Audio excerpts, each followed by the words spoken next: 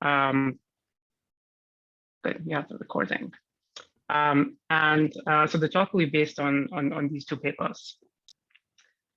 So since the physics goals are dark matter, I'll start with a bit of motivation. So some of the earliest pieces of evidence for dark matter that we've had is measurements of rotation curves of galaxies. These are measurements of the velocities with which stars in the galaxy are rotating as a function of distance from the center of the galaxy.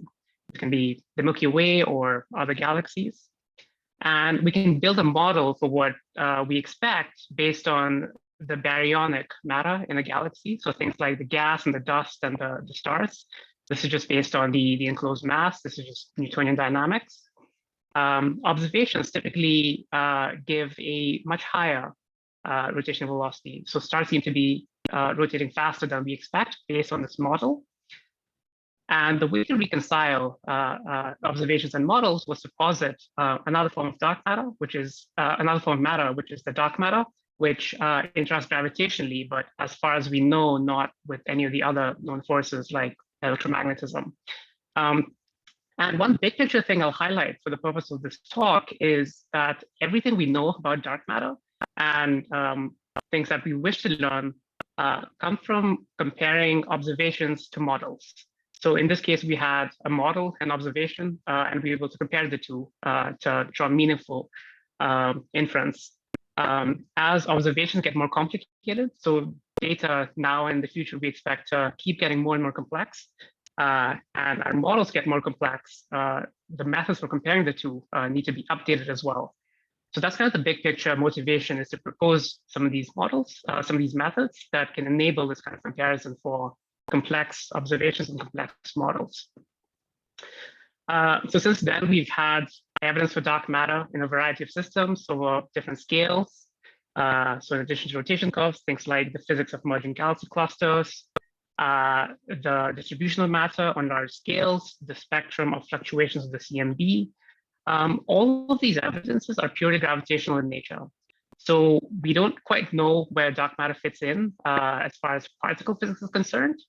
And this is one of the big picture, big questions driving particle physics and cosmology today.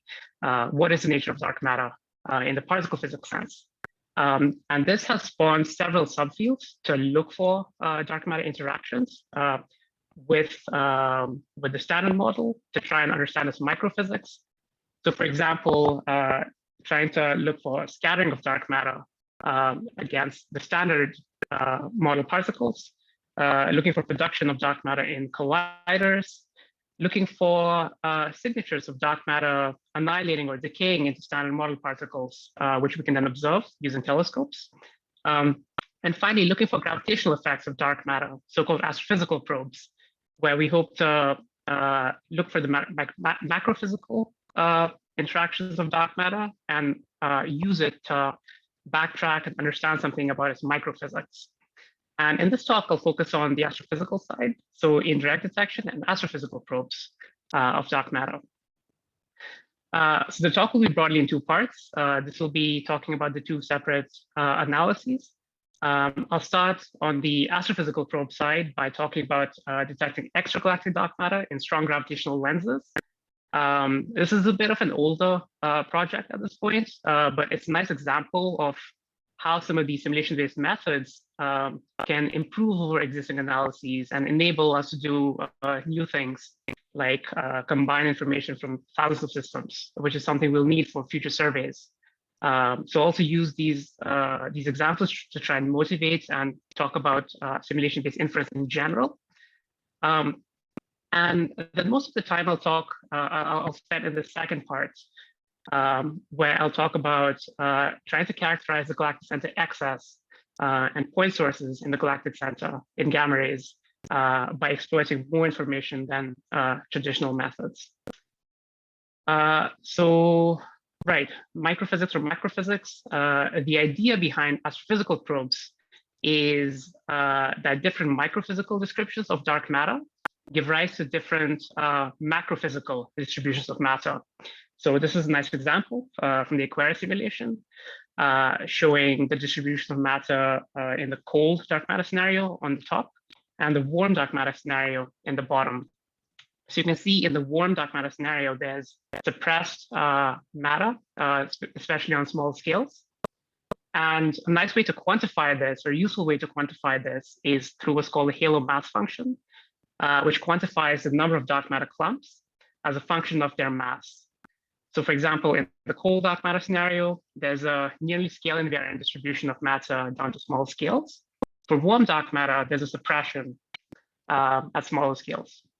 So the name of the game is to try and infer what this distribution looks like on as small scales as we can. And then that lets us backtrack and try and figure out if, warm dark matter fits the data better, or cold dark matter, or something else. Different microphysical descriptions give different predictions. And in this talk, I'll parameterize the halo mass function through using two parameters, an amplitude, f sub, which stands for the substructure fraction, and a slope, beta. So characterizing the halo mass function is easier said than done, and here's why. So at the more massive and we have things like galaxies and clusters. These are things that we could just go and see. And we can use things like the galaxy halo connection to try and characterize dark matter halos from observed properties of galaxies. On the slightly dimmer end, there's dwarf galaxies. These are satellite galaxies that have a smaller ratio of baryonic to dark matter mass, but they still have stars. And we can often use the dynamics of these stars to characterize the dark matter halo. Going to lighter masses still, subhalos are entirely dark and devoid of matter, of baryonic matter. So this makes it really hard to characterize them because it's not something we can actually see with a telescope, for example. And that brings us to gravitational lensing. So gravitational lensing is one of the few ways to try and characterize these dark subhalos through purely gravitational effects. Lensing is a fairly intuitive phenomenon. So the idea is a background luminous source, like a galaxy, is lensed by some foreground mass distribution. So here's a simulated example on the right, where I had an original source, and then I put down a lens in the middle. And as long as the source and the lens are collinear enough, we can get these dramatic perturbations called Einstein rings in the lensing image. And here's an example of a real gravitational lens. So why is lensing useful for dark matter substructure? So the basic idea is, just going back a slide, these foreground halos that are doing the lensing, they contain dark matter subhalos within them.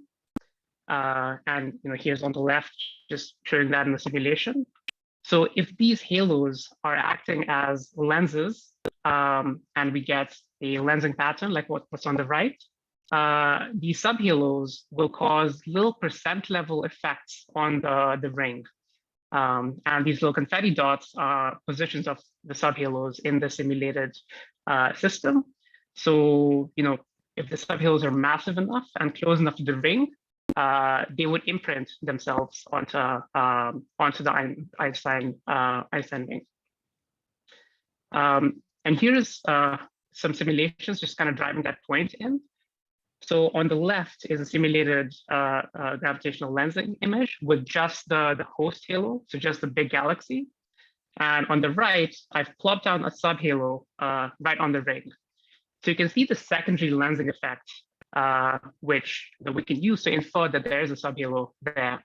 And based on what that pattern looks like, we can then characterize the subhalo, its mass, and so on. That was a very exaggerated example. In real life, the effect is a lot more subtle. So that's not something you can really make out by eye. So this is something you have to infer statistically. And so here's a slide on why that's difficult, just from a statistics point of view. So for example, we have some parameters of interest that we wish to infer. In our case, that's the amplitude, f sub. and the slope beta of the subhalo mass function. In addition to the parameters of interest, we also typically have latent variables in our problem. These are parameters that participate in the modeled data generating process, but that we don't necessarily care about at the end of the day. In this case, we care about dark matter, but we don't necessarily care about what the source looks like, or what specifically the lens looks like, or how many dark matter subhalos there are. So in this case, the latent variables could be the properties of the source, the lens, and also the number and position and masses of individual subhalos. So, these are things that would go into modeling a system, but we don't necessarily want to infer them. If we want to simulate a system like this, that's fairly too easy to do if we have a model for our parameters of interest, also the latent model. To do this, we just have to draw parameters from the joint distribution, characterizing, in our case, the source, the lens, the number of subhalos, and the properties of each subhalo. So we can easily draw from this joint distribution. We know lensing physics, so we can create a realization. The difficulty in doing inference, so going the other way from an observation to parameters, is that the core object that we need is the marginal likelihood, P of x given theta. And to get this, we have to integrate over this large latent space. We don't even know how many subhalos there are, so we have to sum over all possible numbers of subhalos. There could be 0, there could be hundreds. So this is a really big integral, and for all practical purposes, an intractable one for inference. So this is the core challenge of trying to write down a likelihood and doing inference to extract all the information from a system like this. Any questions on this? This is kind of a key point. So one. So that hasn't prevented people from placing useful and strong constraints using strong lenses. So, but in order to do this, we need to simplify the problem in some way. So here's just one example of how people have done this. In this paper by Hazave et al., instead of looking for the cumulative effect of subhalos, they looked for the effect of individual subhalos. So you can just scan the image now and look for whether a subhalo at a given position is preferred by the data. And they found a subhalo of 10 to the 9 solar masses and could use this to place constraints on the subhalo mass function.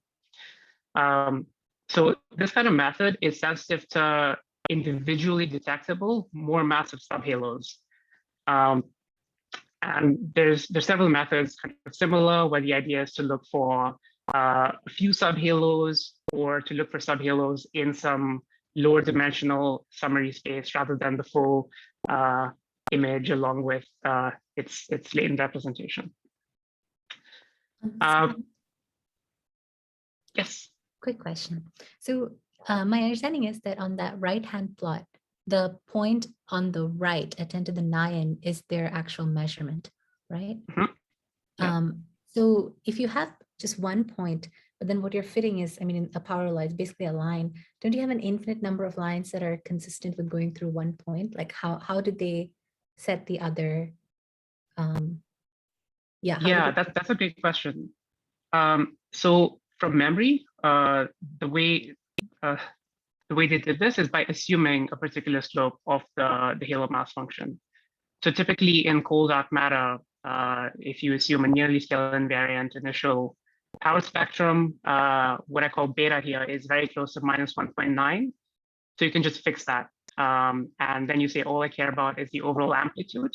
And based on this, that's something they could get, and then use it to constrain the subhalo mass function.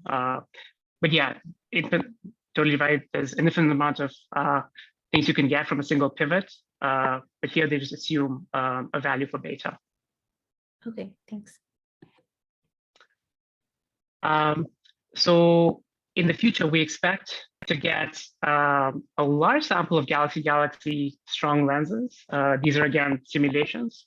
So telescopes like Euclid will deliver tens of thousands of strong lenses.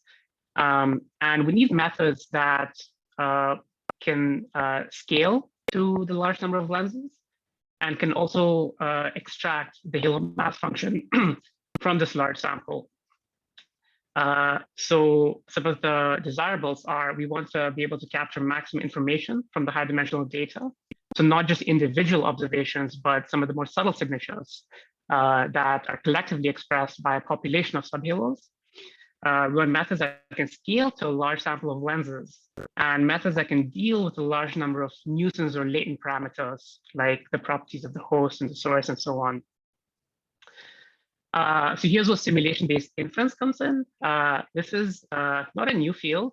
So the basic idea is if we have some black box simulator where we can simulate observations from it, the simulator actually encodes implicitly the likelihood associated with the model. And when we draw realizations from the simulator, we are just drawing realizations from the likelihood. This has also been called likelihood-free inference in the past. That's a bit of a misnomer because there is still a likelihood. It's just implicit in the simulation rather than explicitly written down. And over time, simulation-based inference seems to be picking up more. And yeah, the setting is exactly what we had, where it's easy to make predictions, but it's difficult to do inference because of this large latent space. So like I said, this is not a new field. There's traditional ways of doing simulation-based inference.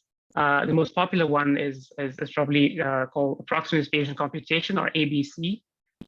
This has been used in astrophysics a lot as well. The basic idea is if we can draw parameters from some prior, simulate observables based on those parameter points, reduce those to summary statistics, and then compare those with the corresponding summaries we get from the real data. The ones that are close to each other, according to some distance metric, are accepted. And we can use this to build up a posterior based on the sample of accepted parameter points. So this is just simulating, comparing summaries with what's in the observation, and then accepting the ones that are close to each other according to some closeness measure. Oh, go ahead, Mila. So this is one thing that always confuses me about this type of technique. If you don't know the posterior, I mean, isn't the point of a method like this to find the posterior? But then, like, what is this approximation that you're putting into the input model if you don't know it? And what if your approximation is functionally wrong? Yeah, so you don't know the posterior beforehand, and the goal is to infer the posterior. So the key kind of thing that definitely took me a while to get my head around is that the posterior is kind of contained in the simulator. And by picking points that are close to each other, we approximate a posterior. Now, there are several downsides with this kind of thing. One is, and maybe this is alluding a little bit to your point, is that you need to choose some kind of closeness measure for what it means to be close. And so this is only exact in the limit of epsilon going to 0.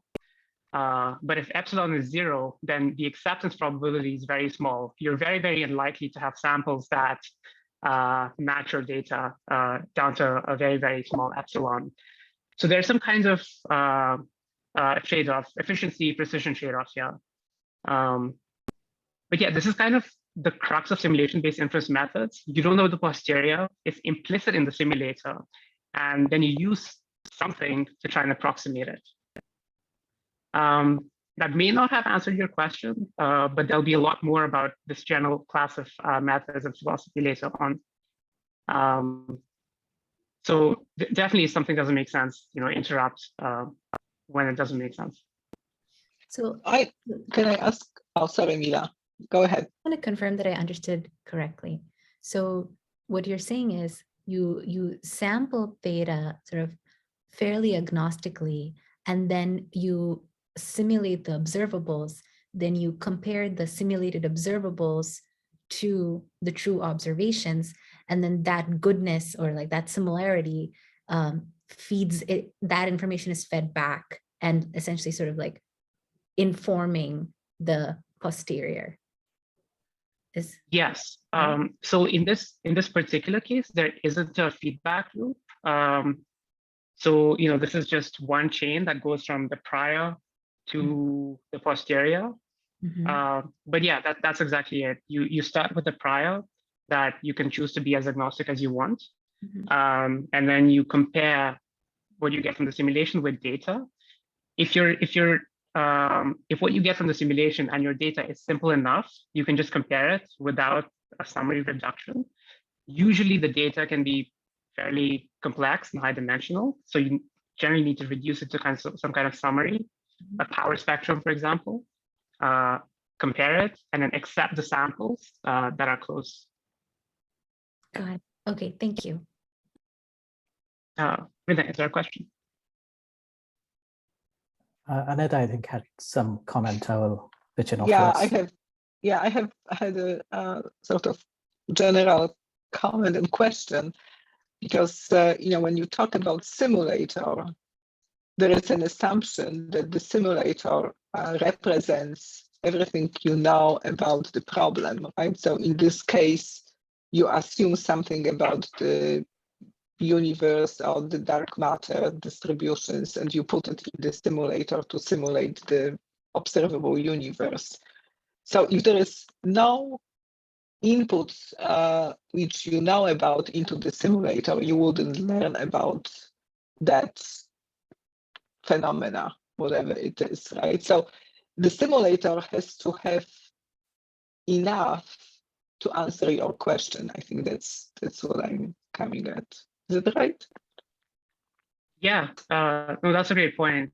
And that's not, one thing I'd say is that's not something that's specific to these kinds of methods. That's just anytime you have a model, you're making a set of assumptions. In this case, the model is built into the simulator. In a more general case where you have some likelihood and you have some first principles model, that's, I think, equivalent. So that's definitely, something that's important in modeling, but I don't think it's specific to the setting. All right, so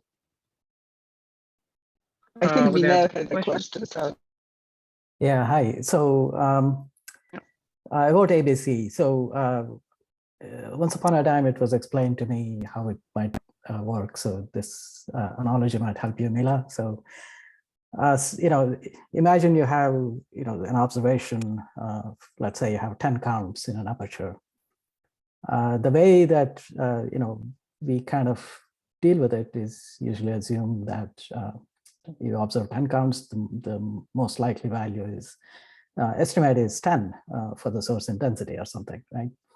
But it could be 5, it could be 20. So what ABC essentially is doing is picking a value of this intensity, generating an observation, and whenever it is close to 10, it's keeping that as part of this solutions space.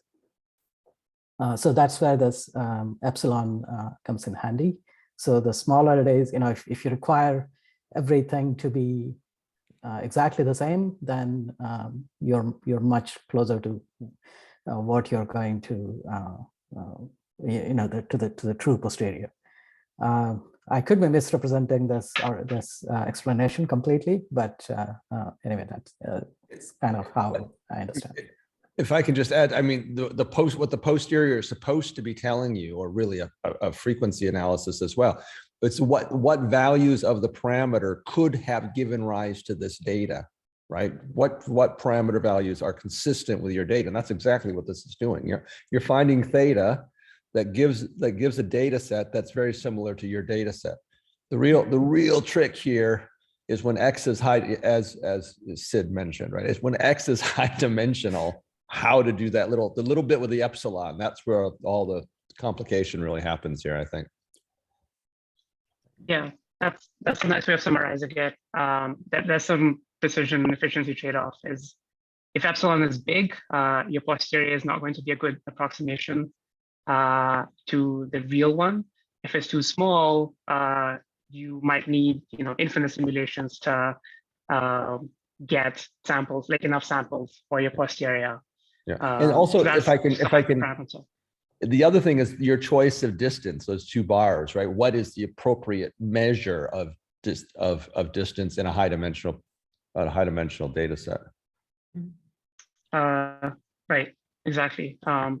So I mean, yeah, I think we've discussed some of the things I had down here, which is some of the disadvantages of ABC, which is you need to generally choose a summary if you have a high dimensional observable.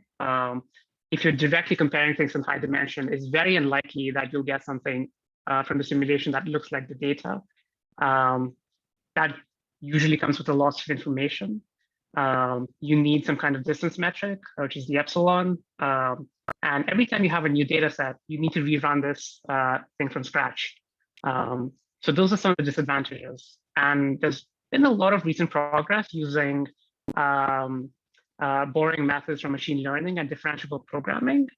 And I'll refer you guys to this really nice recent review on some of these methods. All right, so what we did is apply some of these simulation-based inference methods to strong lensing to look for substructure. There's many different incarnations of neural simulation-based inference. The one we used is based on something called likelihood ratio trick, and I'll just describe what that is.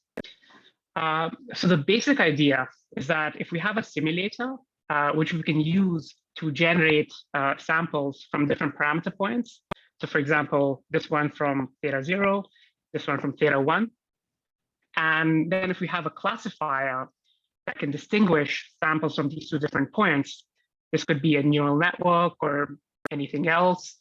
The decision function returned by this classifier, which is a number between 0 and 1, is going to be 1-to-1 with the likelihood ratio between these two hypotheses.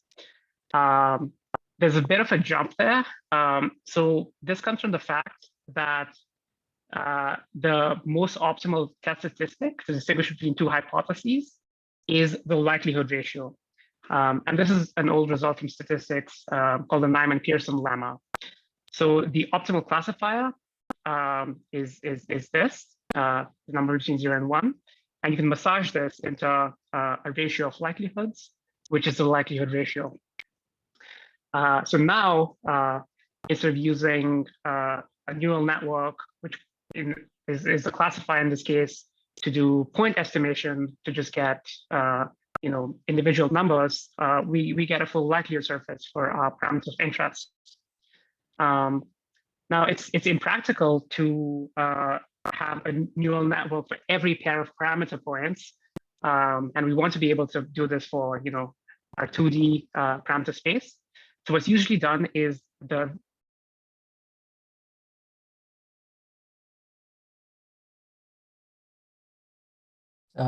did we lose Siddharth? Yeah, I cannot hear him anymore. He's gone. Yeah, we lost your voice. Oh.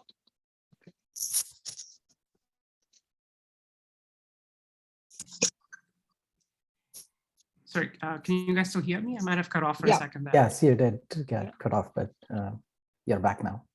Perfect. Yeah, sorry about that. So the denominator, we can just fix to something because for inference hypothesis testing, we don't care about raw likelihoods. We just care about the ratio.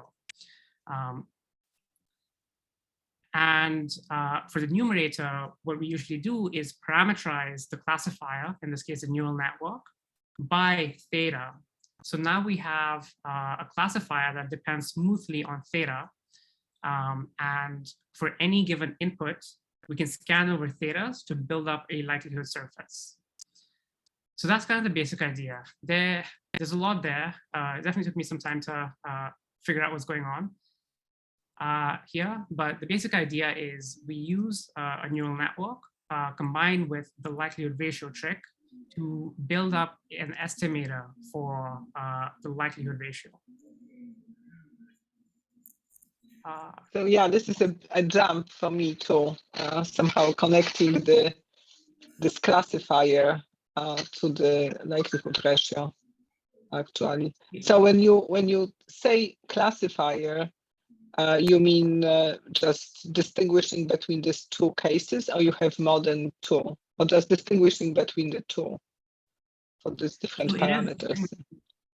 Right. So it is distinguishing between two cases, but the specific two cases vary sample by sample. So, the numerator you can fix to something, just imagine you don't care about that. For the numerator, you draw it from some prior, just as before. So the classifier is learning to distinguish that parameter point from the reference. And it's also parameterized by that theta. So that's saying, for this theta, I know how to distinguish between samples from the reference. Okay. Yeah, it's definitely a jump. Yeah. Thanks. Yeah. So if I understand correctly, what you're telling us is that you can actually do model comparison when you do classification, because you get the likelihood ratio between these two models from the decision function, correct? But I guess what I don't yet connect is how, when you say that the classifier depends on theta, is theta some sort of kind of hyperspace of all possible thetas for which theta 0 and of which theta 0 and theta 1 make part? Is that what you're saying here? Yes. So while training the classifier, so the way this is, we build up this estimator is by training this classifier with a large number of training samples. So for each sample, we feed in the value of theta into the classifier. So yeah, that's right. It depends. We can vary over theta afterwards to see what the likelihood ratio is for different values of theta for a given sample. And how does that ratio gives you a surface of likelihood for? Yeah, that's. So yeah. You're just changing theta, and you're getting a likelihood ratio for each theta, but this is between two models. So yes. So which between two models that has very specific parameters. So you're just basically sampling that parameter, that likelihood over any possible values of the parameters. Yes. So okay. The denominator, you can imagine is fixed to just some mean value in the parameter space. It doesn't matter very much.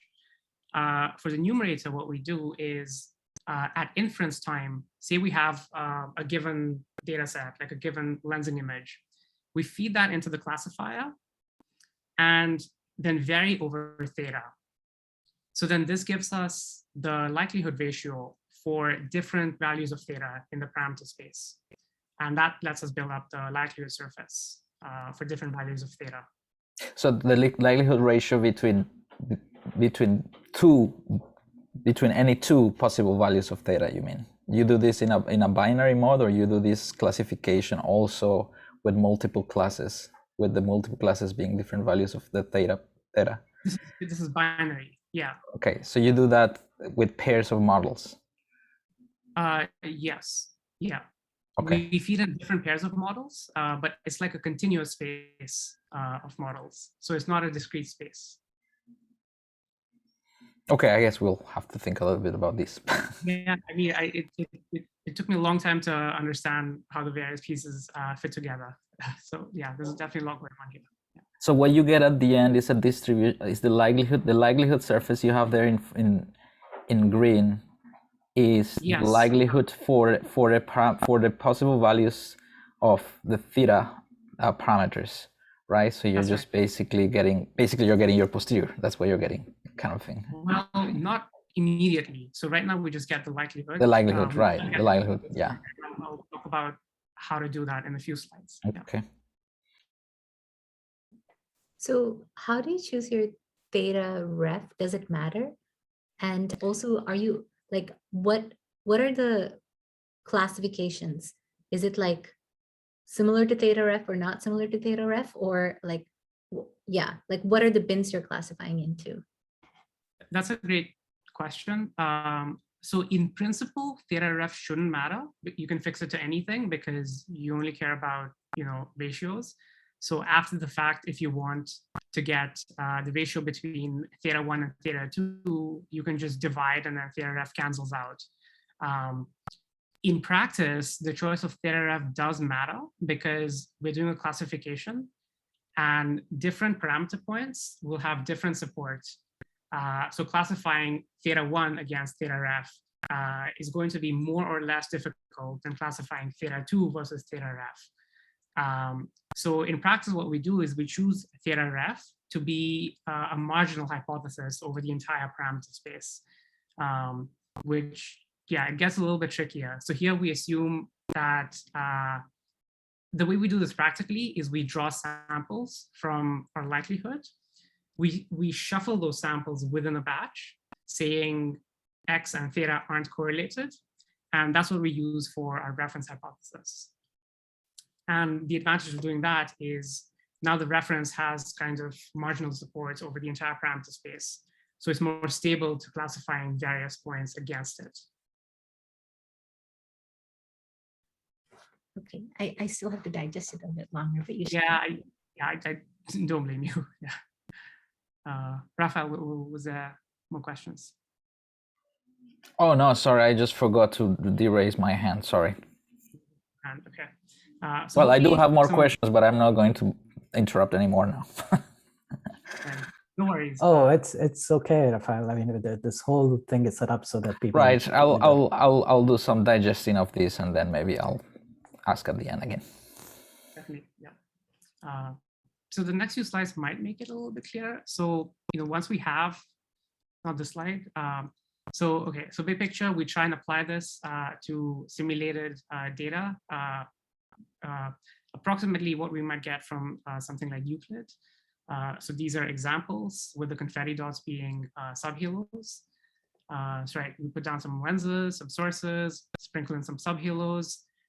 We choose a fiducial parameter point of f sub of 5%, beta of minus 0.9, roughly what you would expect in a CDM-like scenario.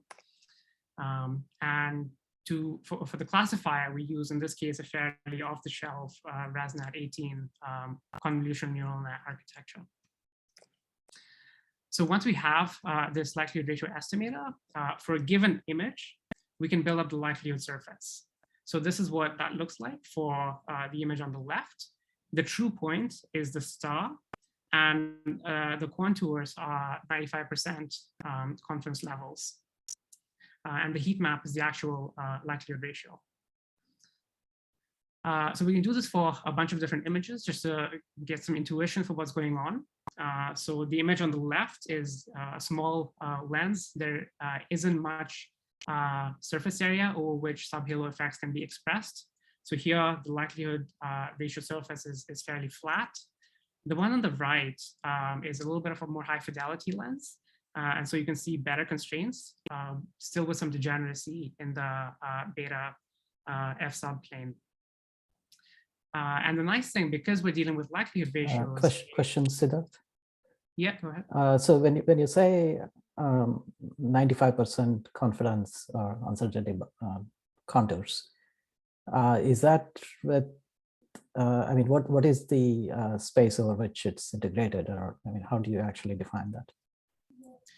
Right. So, I mean, because I mean, the reason I'm asking is, in the lower left panel, you don't have any contours, but the space is limited, right? So there should be a 95%. Yes. So the way we do this is just by assuming a chi-squared distribution of test statistics, and then seeing where it drops from the maximum to some value corresponding to 95% containment. That's right. Okay, so it's effectively a delta chi-square contour. Yeah, it's a delta chi-squared. Yeah. Okay. Right. So the next thing is, because we're dealing with likelihoods, we can stack multiple images together and do a joint analysis. So here I'm showing the expected likelihood ratio combining 5, 20, or 100 images. And you can see that the contours approach the true value in an unbiased way. So this is kind of the big picture point. Because we just deal with likelihood ratios and we've done some upfront training, we don't have to do this anew for every image. We can just feed an image in, get something out, and then combine this with what we have to quickly get updated constraints. And we can do Bayesian inference because we just have an estimator for the likelihood ratio. So in this, I'll show a movie where I, on the left, will show a sample of lenses as I add more and more lenses. On the right is the posterior on beta and F sub. And in the middle is the induced posterior on the mass function. So I start off with essentially my prior, I add more and more lenses.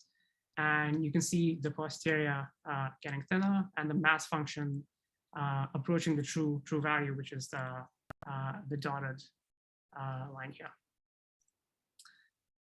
All right, so I think that's all I had to say about this part. That was one more thing I wanted to mention.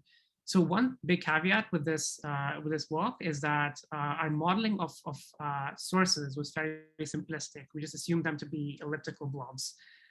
Especially with future surveys, we expect sources to be more complicated. They are real galaxies. And that's a direction where over the past few years, since our paper, there's been a lot of interesting work.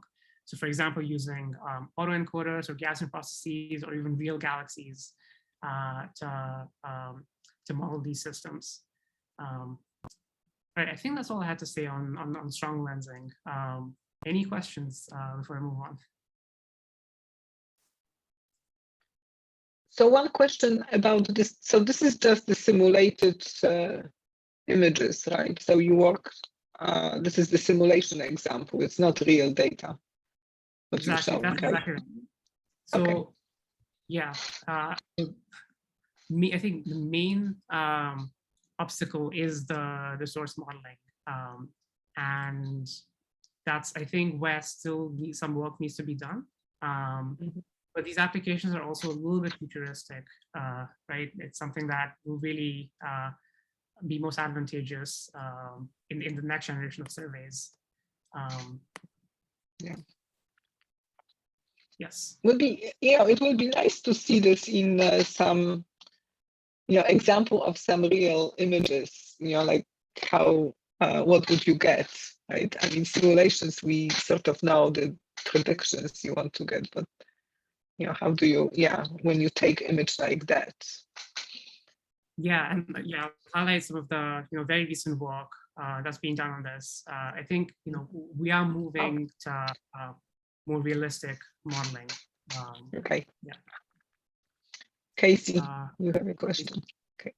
Yeah, I was just wondering, in practice, the computational cost of this whole process. Like, for example, for say heuristically for a particular value of theta, which you choose to simulate from, how many training samples do you put in? And obviously you're gonna loop over many samples from theta. So like roughly what's the ratio of the I guess the density of training samples in theta space? And what's the computational cost of training over all of those examples? How many examples do you have basically in your training set? Yeah, that's a great question. So in this analysis, we had, I think, 600,000 training samples, just uniformly distributed in beta and F sub. So yeah, and I think some of the more recent studies that extended these kinds of methods with more realistic lenses, they found that they definitely needed more, close, over 1 million samples to do this. In terms of computational costs, for our study, this is something that can just run overnight. Yeah, that's approximately the computational cost. Yeah. Well, like how many megabytes is a single image? Oh, Well, so it's like a, I think in our case, like a 64 by 64 image. So however much space it takes to say, 64 small. square. So you can Small. train this on your iPhone. Well, not necessarily, because a million of these kinds of images is still more that can fit into like the memory of a GPU. So you do need some kind of process to do this efficiently. It's already getting to a stage where you can't just save it as a file, load it up in your GPU, and then get going. Okay, so there's actually this is kind of meta because you're building a neural network to enable your inference, but you also have to do inference of your neural network, right? Training the weights and the weights of your neural network. So that part, are you using like standard stochastic gradient descent methods and that kind of thing? Yeah, this is just we use a fairly standard CNN as our classifier and can just train it with standard SGD type methods. Okay, thanks. All right, we are already getting short on time, so I don't know if I'll have. You have time. Don't worry, you have time. We usually have till 1:30. Okay, I'll try not to stretch it. But that's interesting. So in this part, I'll pivot a little bit to talking about real data. And so this is analysis analyzing the galactic center data from the Fermi telescope in gamma rays to try and tell us something about the galactic center excess. So this is broadly in the class of indirect detection of dark matter. In this case, assuming dark matter is annihilating into the standard model. And the class of dark matter here is the canonical kind of thermal WIMP style dark matter is what we'd expect this from. And the idea here is if that's happening, if dark matter is annihilating the standard model, because of the kinematics of various constituents, this can then cascade into photons that we would see in the gamma ray energy range. And in terms of good places to look, so if you look at the dark matter distribution in a typical galaxy, the center is typically the one that shines the brightest. And here's a simulation of that. So it is the galactic center that's very bright in gamma rays. And depending on the kinematics of this process and what the dark matter annihilates to, we'd expect a continuous spectrum of photons as an excess above background if this dark matter annihilation scenario was going on, and we looked for it in the galactic center. And that's exactly what was found over a decade ago now by the Fermi satellite. And this is the galactic center excess. Just some quick facts. So this is an approximately spherically symmetric excess that extends about 10 degrees from the galactic center, constitutes about 10% of the flux. And the reason it's interesting for dark matter is that its energy spectrum, so the points here are the inferred energy spectrum of the excess, seem to be very close to what you'd expect from dark matter annihilation, which is the solid line here. And same thing for its spatial morphology. So this looks approximately like an NFW type spatial signal. So dark matter is kind of one possible explanation. And another feature that is in favor of the dark matter explanation is that it seems to be consistent with the thermal cross-section expectation. So if dark matter was in thermal equilibrium in the early universe, the cross-section that we need to get the right relic abundance now is approximately what the galactic center excess corresponds to. The other explanation is a little more mundane. So astrophysics, and specifically millisecond pulsars, are the leading astrophysical explanation. Here also, the spectrum can look very similar to what we see. There's some studies that say that its spatial morphology of the excess is more consistent with a stellar distribution, so like the bulge. And we don't see the annihilation signal from other sources, like dwarf galaxies.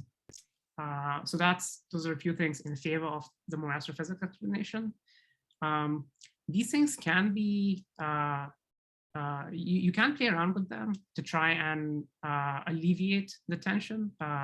Some of these things do depend on what you assume for the dark matter content of dwarf galaxies, or how you model your diffuse background and so on. So it's very much an open question. So the big picture question is, can we distinguish between these two scenarios in the data? So here I'm showing just schematically as a function of flux of point sources, the kinds of scenarios we might expect. So if the point sources are individually bright, that's just something we can see by eye, or with an analysis, that's easy peasy. If they're very, very dim, so if we have a large number of very, very dim sources, that looks very smooth. So exactly like dark matter, that's not something we can distinguish from dark matter. If things are somewhere in between, so if you have a large number of point sources, or largest number of point sources, which aren't individually detectable, but do have some kind of clumpy structure, this is something we can detect. And if we see something like this and are confident about it, that would be pointing to a point source explanation of the excess. So the name of the game is to try and characterize these kinds of sources if they exist. And this brings us back exactly to the inverse problem I had in the previous section. So if we have some way of characterizing these point sources, so their number as a function of counts or flux, and here I model point sources with a broken power law, so amplitude and slope, but also a break. We can simulate by drawing the various latent parameters, so the fluxes and positions of the point sources. But going the other way is hard because of the high dimensional latent space.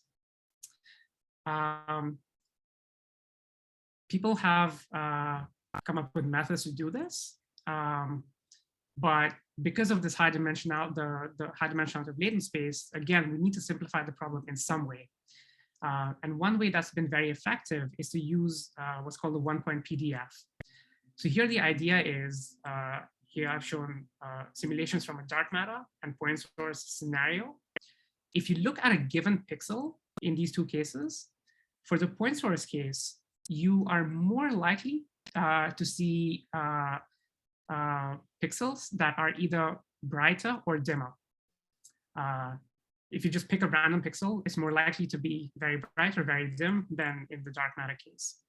And another way of thinking about this is in terms of a histogram of photon counts. The point source-like scenario will have a tail of brighter photons, and the smooth or dark matter scenario will just be a Poisson. So that's kind of the basic idea behind this one-point PDF method.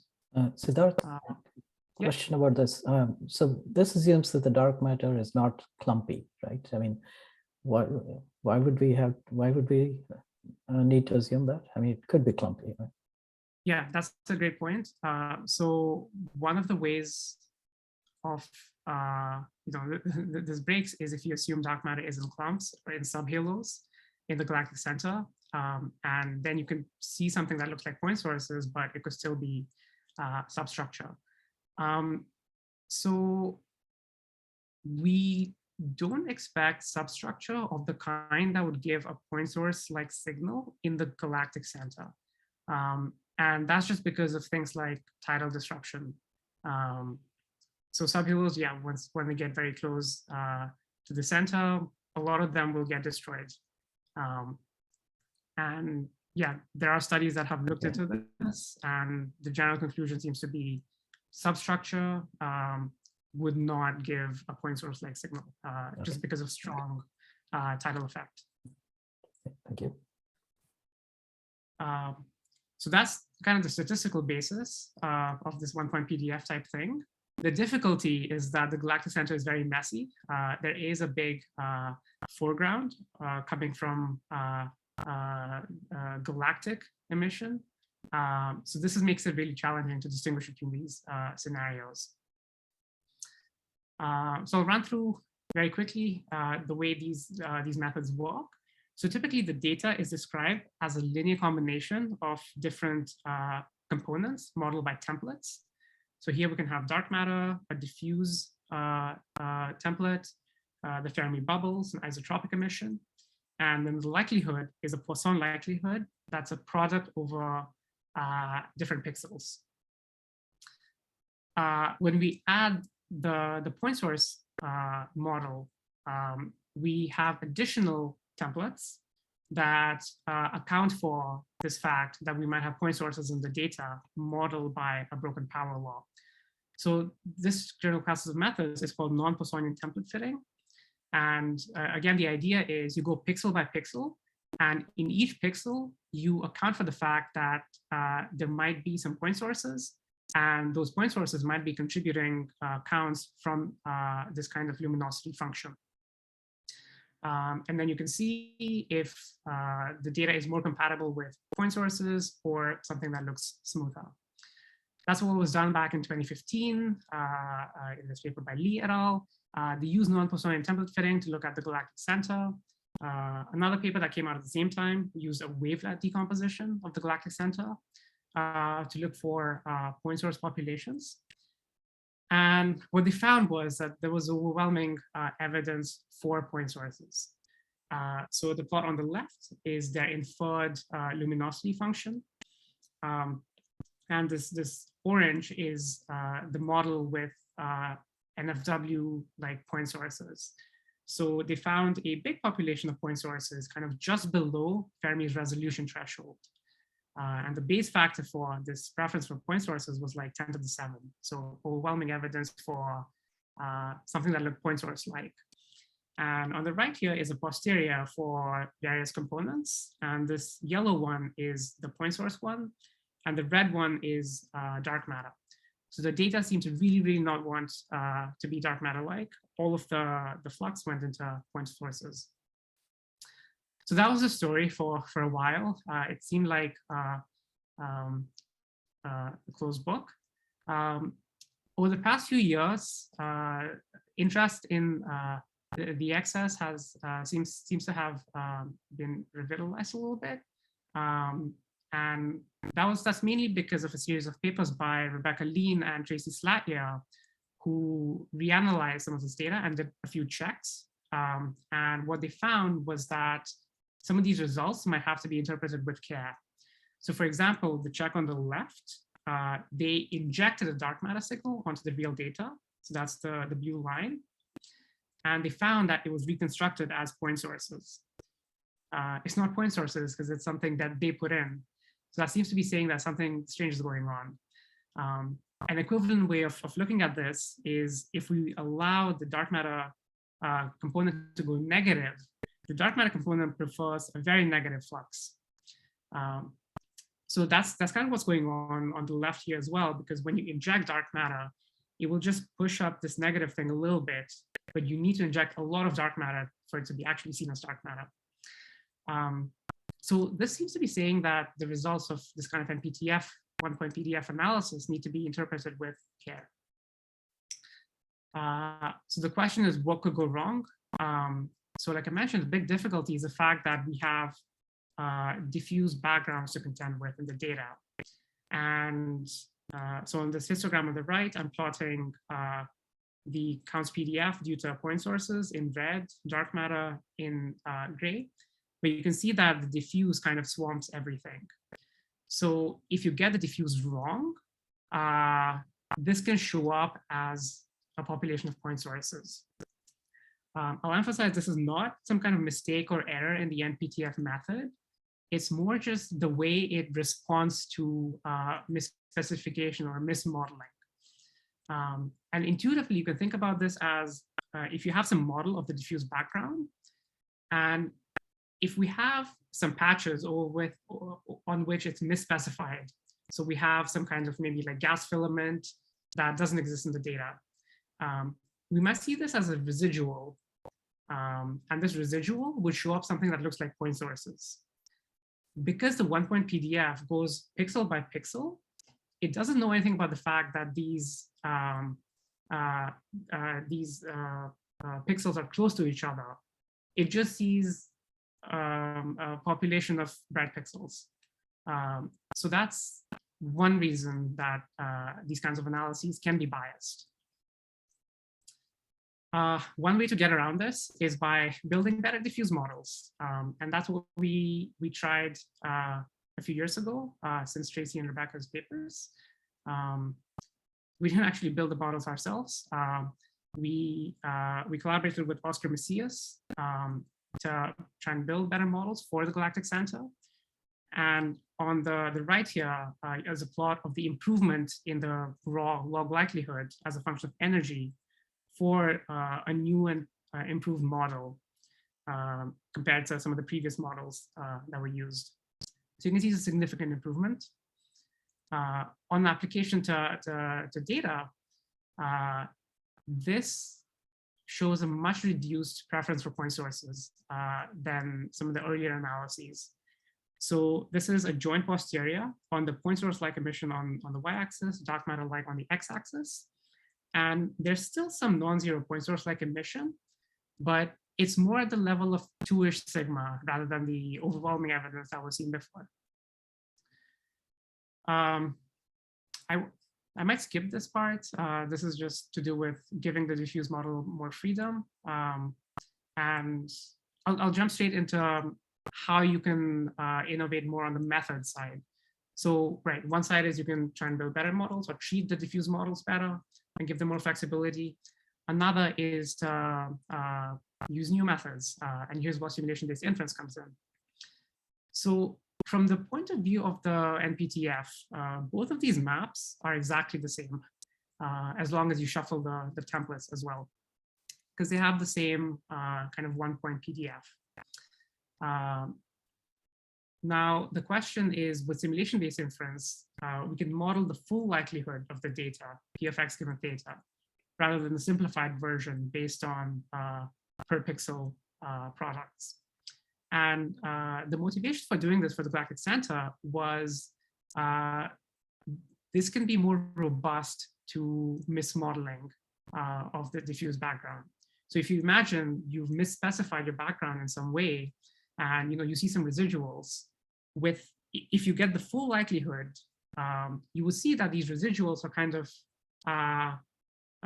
located in a specific patch. It doesn't look like a point source population, whereas if you do this per pixel thing, residuals can fake a point source population.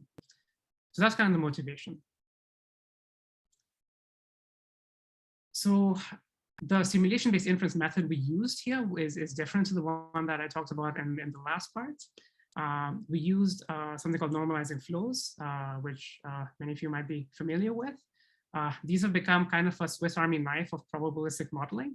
And the basic idea behind normalizing flows is that they can define a one-to-one and invertible transformation from some base distribution, which is usually taken to be a Gaussian, to a more complex distribution that we're interested in modeling.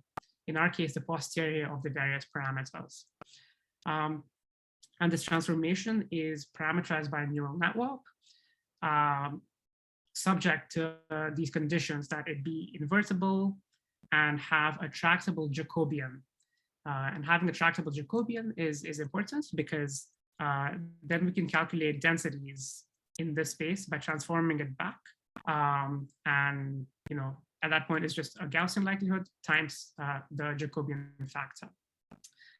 The reason we used this rather than the likelihood ratio based methods is because in this case, we have many more parameters. This is a 18-dimensional parameter space that we are modeling. 12 parameters to do with various point source populations, 6 parameters to do with various background models. And also, we don't really need to combine likelihoods or anything in that case. We just have one sky and we just want to get one result. So it's a little bit more straightforward to do that in this kind of setting. So the nice thing with normalizing flows is because you model this transformation with a neural network, it can be conditioned on any features of our data that are useful for downstream parameter inference. So in our case, we used a spherical convolutional neural network that was acting on this little patch of the sky in the galactic center to learn summaries that condition this transformation. So now we have, instead of just P of theta, we have P of theta given X, the P of theta conditioned on X. Both this transformation and this neural network are trained simultaneously. So the idea is we are extracting a good set of summaries for the downstream task of inferring these parameters. And once we have these parameters, we can then infer things like luminosity functions or posteriors on intensities of the various components. That again might be a lot. So any questions on this part?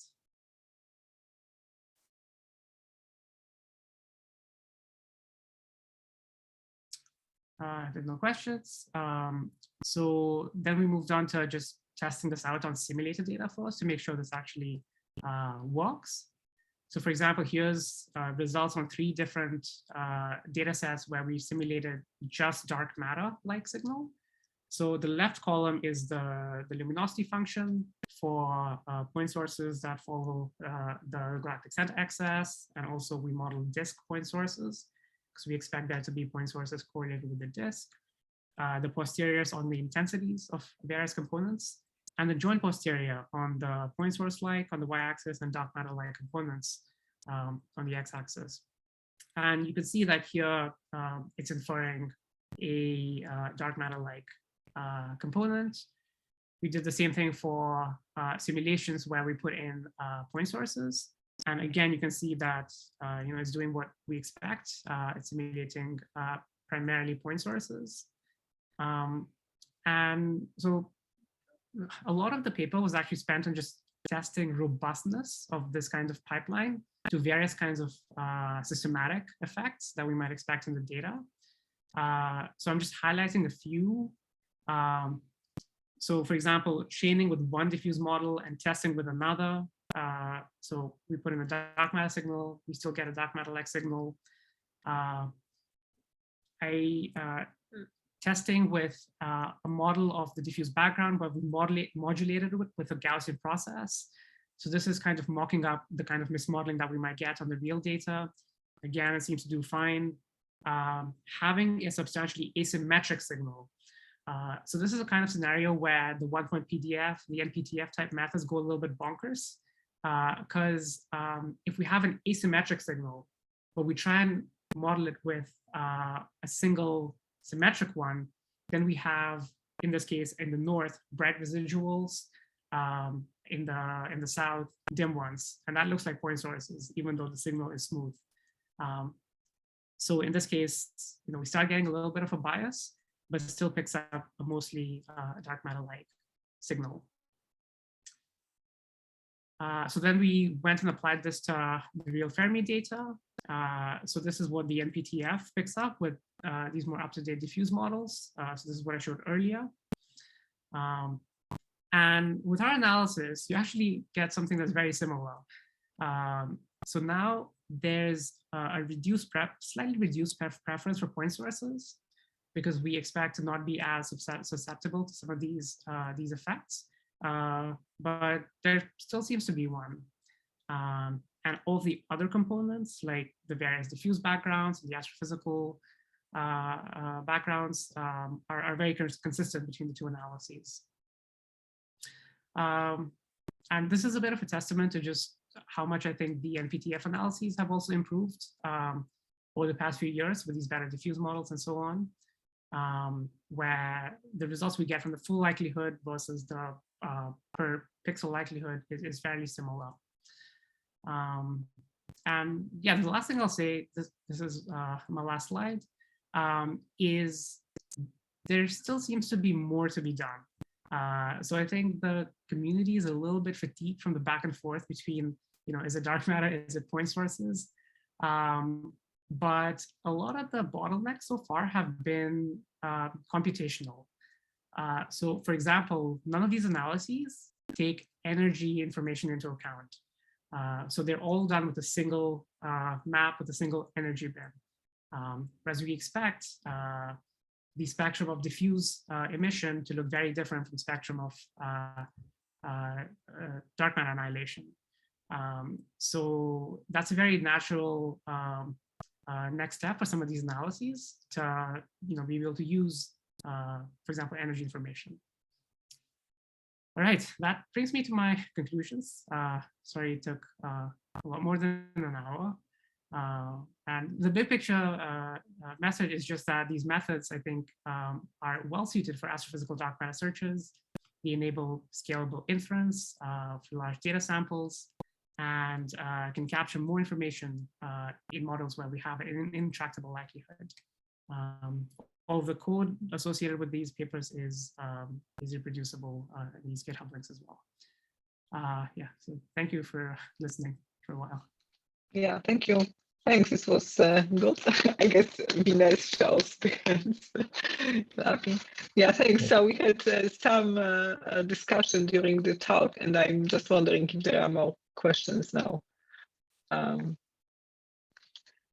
So one, I guess Casey has a question, right? Yeah, so really nice talk. So someone alluded in the first half of the talk about, well, all of this depends on your simulator model being, you trust it. And so, yeah, that's a valid question. But, what I'm, I mentioned this is kind of meta because you're using what you want to do. Your aim is to do some principled Bayesian inference on a complex problem, accounting for uncertainties. But it's a bit meta, or the reverse of meta, or something like that. Like embedded in that is the training of a complex neural network to map between like parameters to simulated data or some summary of either. On the outer problem, the big picture problem, you want to do something very principled. My view of training neural networks is very arbitrary and basically based on a bag of tricks. And there's some arbitrariness to the architecture, the number of layers, when do you stop training. Even Bayesian deep learning is still not quite sorted out. So there's this tension in my head between, in the big picture problem, you want to do something very principled, but you're relying on something which is still kind of very experimental in terms of deep learning and having principled inference with that. What are your thoughts on that? Yeah, those are great points, and I'm totally on board with being cautious with these types of methods, because, for example, in traditional type methods where you have a likelihood and you use MC or dynasty or something to sample from a sample from the posterior, you can't sample from a likelihood. You know what you're getting out, right? You're getting out a posterior. It has just by definition. In this case, you're getting out something that should be the posterior, but you don't know for sure. You know for sure that it has the right coverage. In the worst case, it can just give you something that's very overconfident, which you definitely don't want if you're doing hypothesis testing. So this is a super active area of research. The method I talked about in the first part of the talk, based on likelihood ratio inference, there's some things you can do to make sure that you get out kind of well-calibrated likelihood ratios, which is a calibration after the fact. So the idea is, you have a neural network and your classifier that is estimated for the likelihood ratio. Now, if you throw in a bunch of samples and test them, you know what you should get. So if you have samples from a given parameter point, you know that the likelihood ratio should contain a given number of points, a given fraction of the time. So this is just coverage. And you can do a post hoc chain calibration procedure to try and smooth out any imperfections there, just to make sure that what you get out is a well-calibrated likelihood ratio with good coverage. And yeah, I think as these methods are applied more, the standards are starting to become a little bit higher as well. So I think even a couple of years ago, you can do an analysis and like, here's a posterior. Now in order for people to believe you, you do need to be doing some of these coverage checks. So, take simulated data, make sure that your answer lies, in the right posterior interval, the right fraction of the time. So I think those are my thoughts on the more meta question of like using the neural network. The other point of like you're using the simulator, which is also what Aneta mentioned earlier. So I said earlier, that's something that's like a general thing that anytime you're modeling, you are coming up with assumptions, and that's what the likelihood is. The likelihood is just the set of assumptions that go into your data generating process. This can be written down or implicit in the simulator. The thing that definitely needs a bit of caution is the fact that these methods, because they aim to approximate the full likelihood, they can be more sensitive to certain details of the simulation or in the simulator than the more traditional methods. So, if you take your simulator and you decompose it into a power spectrum, if some of your details are off, that can be a little washed out in this lower dimensional, simpler representation. If we're using the full simulator, the details start to matter a lot more. So for example, in the case of the Fermi analysis, the way we model the point spread function of the telescope, for example, can be more important in this analysis because now it's like really sensitive to the signatures of point sources locally. So I think as these methods are being applied more, there also needs to be more attention paid towards doing the simulations well, or that's more critical than methods based on summary statistics or simplified representations. Yeah, that's a great answer. And just to follow up, I think, based on the idea that, your simulation-based inference needs to be robust in some sense to the modeling assumptions which you are uncertain about. I think there's some kind of connection between that and kind of developing robust neural networks, which, for example, don't get fooled by adversarial attacks. And there's some connection there, I think. Yeah, definitely. And yeah, what you said about visual deep learning is still kind of very much at its infancy when applied to these kinds of methods. Yeah, I was also thinking about the problems, selecting the problem, because this problem is actually difficult, right? You're looking for something which we don't know whether it exists or not, but applying the method to something where we understand the physics and maybe have a better understanding of the outcome, it would be a good test, right? The observational test. So your case is, it's interesting because we are looking for the dark matter.